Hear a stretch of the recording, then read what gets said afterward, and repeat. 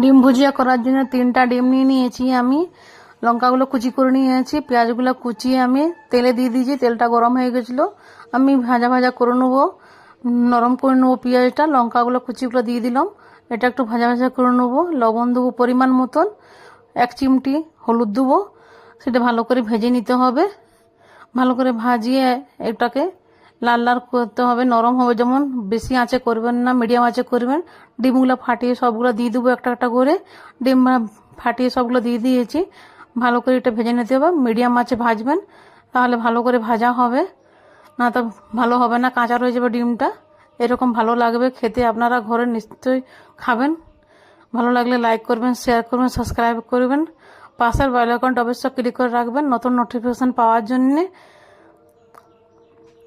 দেখুন কত সুন্দর হয়েছে, আপনারা নিশ্চয়ই খাবেন আপনারা ঘরে করে। কমেন্টে জানাবেন কেমন